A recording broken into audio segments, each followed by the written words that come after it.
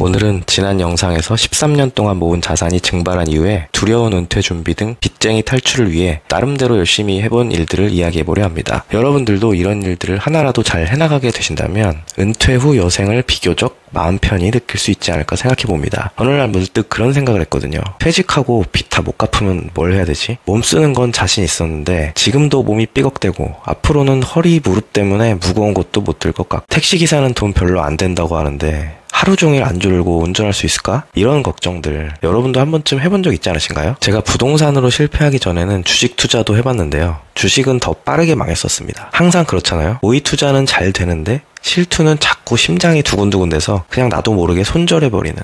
이 이야기는 나중에 기회되면 또 해보기로 하고요. 그래서 결국 온라인 부업 3대장으로 아마 요즘은 많이들 익숙한 3대 부업. 첫째 스마트 스토어, 둘째 블로그, 셋째 유튜브입니다. 첫 번째 네이버 스마트 스토어는 유튜브나 네이버 같은데 부업 같은 거 쳐서 찾았던 것 같은데요. 사실 시작하게 된 계기는 예전부터 온라인 쇼핑몰을 차려보고 싶은 생각은 있었습니다. 저는 직장인이었지만 뭔가 돈을 많이 벌어보고 싶은 그런 욕구 때문에 쿠팡이나 스마트 스토어 생기기 이전에도 지마켓이나 옥션 같은데 해보려다가 포기한 경험이 있었죠. 그 도매국 같은 정말 아주 자잘한 생활소품 같은 실핀 500개에 1,000원 막 이렇게 파는 곳 있는데요. 야, 이거 실핀 한 개에 100원에만 팔아도 다 팔면 몇 배가 남는 거야. 마치 다이소처럼 유통기한 없는 물건들 수백 가지 쫙 깔아놓으면 뭐라도 팔리겠지? 이런 생각 해보신 분 계시지 않나요? 온라인몰은 초기 비용도 없다시피 하고 미리 사입할 필요도 없고 사입이야 뭐 100만 원만 해봐도 되죠. 그리고 결정적으로 유튜브에서도 이때쯤에 컨텐츠를 빙자한 강의도 많이 생겨나고 무료로도 사업자 만들고 스토어 개설 너무 쉽다, 잘 돼 있다 이런 채널들 엄청 많이 생겨났던 것 같아요. 그때 현재는 주인이 바뀐 신사임당 채널을 2018년인가 구독자 15만 명 정도 때부터 보고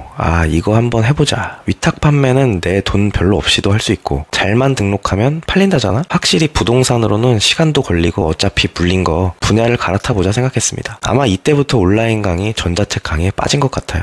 스마트 스토어는 결과적으로 한 2년 정도 했지만 큰 매출이 난 적은 한 번도 없었습니다. 어떻게 보면 망했지만 그래도 선자본 투자 들어간 건 없으니까요.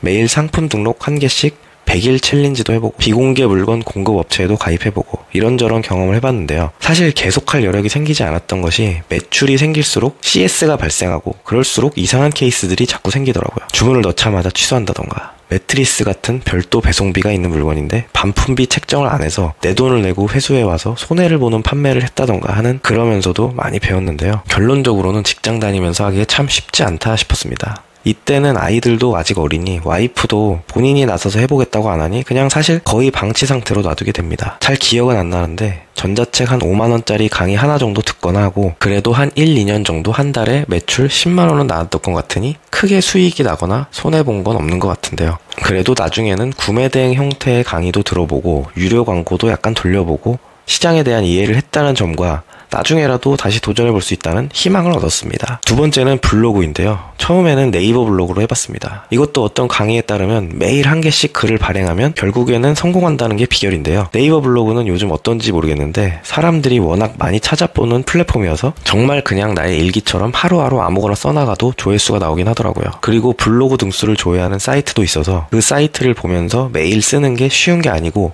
그렇게 하면 정말 상위 30%까지는 그냥 가는구나 라는 걸 눈으로 볼 수가 있습니다. 이때는 국내외 유명 인사들 성공 스토리를 찾아서 동기부여 형식으로 발행해 나왔었는데요. 생각보다 조회수는 잘 나왔지만 거기서 붙는 광고 애드포스트가 너무나 짰어요. 한 달에 10,000원, 20,000원 될까 말까 한 돈이었습니다. 들어가는 시간 대비 너무나 적은 최저임금에도 못 미치는 금액이고 결국 인플루언서가 되거나 리뷰식으로 협찬 광고를 받을 수 있는 블로그가 되지 않으면 안 되겠고 역시 직장 다니면서 하기엔 별로구나 싶어서 방치하게 되었고 말 나온 김에 들어가 보긴 해야겠네요. 그 후 아마도 또 유튜브 보다가 이번에는 티스토리 블로그 구글 애드센스로 돈 버는 블로그를 어떻게 또 만나게 됩니다. 그 카페는 아직도 가입해 있는데요. 안 들어간 지 1년 정도는 된 것 같은데 결론적으로 이건 아직 해볼 만한 것 같습니다. 그 당시 마찬가지로 처음에 승인까지가 좀 어렵고 승인 후에도 하루에 0.01달러 이런 걸 버티는 시기가 필요한데요. 이걸 버티고 나면 하루에 $100, 월 $10,000도 벌 수 있다고 하는 인증글들이 많거든요. 물론 이런 것도 조작해서 사기치는 사람들도 있고 강의팔이 하는 사람도 많은데요. 결론적으로는 지금도 소액이지만 아직도 돈이 매달 들어오고 있습니다. 이것도 돈 되는 컨텐츠를 찾는 게 힘들어서 처음에는 그런 키워드를 찾는 게 어려운데요. 저는 운 좋게 그 당시에 이 카페에서 판매하던 전자책들로 도움을 받아 수익을 냈었습니다. 그때도 더 큰 돈을 벌어보겠다고 80만원짜리 전자책도 사봤는데요. 이 책은 그 당시에 코로나 지원금 키워드가 전 국민이 조회하면서 클릭률도 높으니 아주 그냥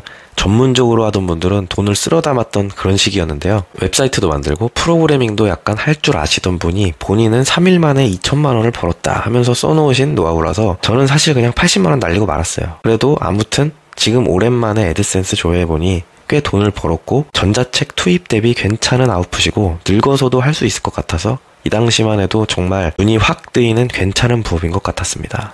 아, 택시기사 몸쓰는 일 안 해도 되는구나. 뭐라도 찾았다 싶었죠. 이건 잠시 멈춰놓은 이유가 사실상 테스트였습니다. 이때만 해도 거의 하루에 1개씩 글을 발행했었는데요. 이게 참 루틴화되면 할만하다가도 휴가나 가족여행같이 잠깐 루틴에서 벗어나면 그 다음에 너무 하기 싫기도 하고 이걸 멈추면 얼마나 수익 유지가 될지도 궁금했거든요. 그래서 저 수익 구간 이후 지금 1년 이상 안 쓰고 방치했는데요. 아직도 꾸준히 소소하게 교통비 정도는 들어오는 것 보니 지금은 힘들어서 못하더라도 점차 다시 시작해보던지 나중에 퇴직하고서 해보려고 합니다. 세 번째는 유튜브인데요. 블로그가 약간 나무나 석탄 떼서 가는 증기기관차 같은 투입 대비 수익이 1대1이라는 생각이 들었었고요. 아주 많이 벌어봐야 월 1000에서 2000? 정말 선수들이 종일 해나가야 벌 수 있는 약간 상한선이 존재한다고 믿었었죠. 그땐 그랬을지도 몰랐는데 아마 요즘은 원고 대신 써주는 AI 같은 것도 나오고 해서 자동 발행 같은 것도 하고 그러더라고요. 아무튼 한계가 있다고 생각해서 유튜브도 한번 도전해봐야겠다고 그냥 해봤습니다. 지금은 그래도 운이 좋은 건지 조금 활성화되고 있다고 느끼는데 사실 이건 처음엔 답이 안 보였죠. 아, 이거 진짜 하는 사람만 하는 그런 거구나. 영상 올려봐야 조회수 3 나오고 하나 만들기도 너무 힘들고 그랬죠. 그래도 블로그가 천천히 타는 나무장작 같다면 유튜브는 한 번에 활활 타오르는 기름이나 가스 연료 같다는 생각입니다. 불이 붙지 않으면 아무 반응도 없다가 한 번에 빵빵 터지는 거죠. 근데 이것도 한 두세 번은 그냥 개인 브이로그처럼 일상을 찍고 운동하는 것도 찍고 재밌어 보이는 것도 찍고 정말 일상을 PD 마인드로 살았었거든요. 근데 지나간 채널들 다 잘 안 됐습니다. 결국 중요한 건 꾸준함. 그냥 난 뭐라도 영상을 올리는 사람이야. 내 인생은 유튜브다. 유튜버라기보단 그냥 영상을 올리는 사람이라는 정체성을 가지고 살아야 되는 것 같아요. 어느 날 영어 1타 강사였던 문단열님의 인생 이야기 영상을 보다가 본인 딸분들 이야기를 하시는데 그중 한 분인 추더라는 채널을 운영하시는 문에스더라는 분의 채널을 우연히 들어가 봤는데요. 100만 유튜버시더라고요. 그런데 이런 분도 아빠한테 유튜브 하기 너무 힘들어서 못하겠다고 몇 번을 이야기했다더라고요. 구독자 몇만, 10만 정도일 때 더 이상 할 게 없고 뭘 해야 될지 모르겠다고. 그때 문다니엘님이 그랬다고 그러더라고요. 뭐가 됐든 그냥 아무거나 올리라고. 그냥 서 있는 거, 웃는 거라도 올리고 꼭 자기하고 약속하자고. 정말 아무거나라도 올리기. 그래야 후회하지 않는다. 뭐 이런 식의 이야기를 들었거든요. 그게 저도 좀 와닿은 것 같아요. 그래서 지금도 그냥 망해갈 것처럼 보이는 컨텐츠도 최대한 재미있어 보려고 뭔가 정보가 있어 보려고 녹음 음질이라도 좋아 보이려고 가성비 마이크도 샀거든요.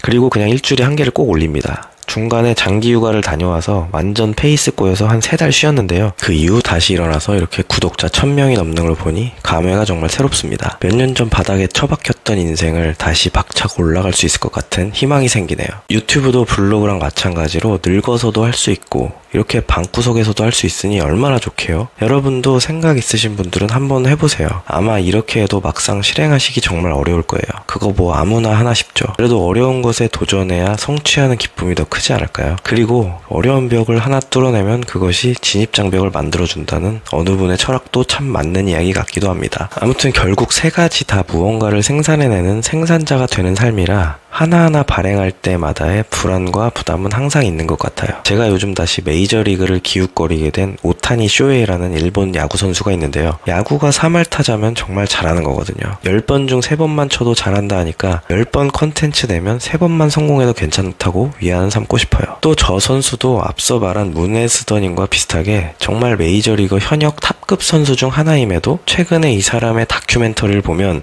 본인도 슬럼프가 있고 부담이 있고 불안감이 있지만 그걸 이겨내고 하루하루 해나가는 걸 보면요. 지금은 외롭고 좌절하고 힘든 분들, 또 잘 나가다가 쓰러지신 분들 모두 누구나 그런 순간은 있고 그것이 인생이다, 받아들여야 한다. 그냥 무엇인가 이루어 나가는 과정이다 라고 생각하고 다시 일어서서 또 해나가 보시기 바랍니다. 하다가 또 쓰러지고 또다시 망할 수도 있겠지만 그것이 인생이다 생각하고 받아들여야지 어떡하겠습니까? 그래서 결론, 유튜브 수익은 이제 발생하기 시작했고 이렇게 일주일에 하나씩 올리면 생각보다 돈이 많이 안 될 것 같다 입니다. 더 영상을 많이 올리든지 어떤 다른 방법으로 수익화를 해야 할 것 같아요. 해나가다 보면 길이 또 보이겠죠. 빚 다 갚고 저축 통장에 잔고가 생기는 그날까지 계속 해보려고 하고요. 여러분들 중에도 관심 있으신 분들은 꼭 한 번쯤 해보시는 걸 추천드립니다. 저 위 세 가지 중에 처음부터 돈 들어가는 건 없거든요. 망해도 시간만 들어갑니다. 그리고 또다시 하면 돼요. 물론 막연하고 어려울 수 있는데 유튜브나 네이버 카페 같은 곳에 정말 많은 정보가 있답니다. 저것들로 돈 버신 분들이 강의하는 거 정말 많잖아요. 그 중에 아주 저렴한 것부터 하나씩 들어보시는 것도 좋을 것 같고요. 이런 건 그 사람들이니까 잘 됐지, 너니까 잘 됐지,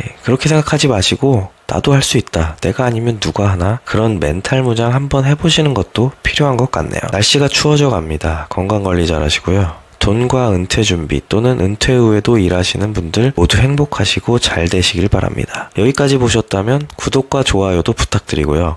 앞으로도 더 재밌고 좋은 영상 만들어 보도록 하겠습니다. 영상 봐주셔서 감사합니다. 좋은 하루 되세요.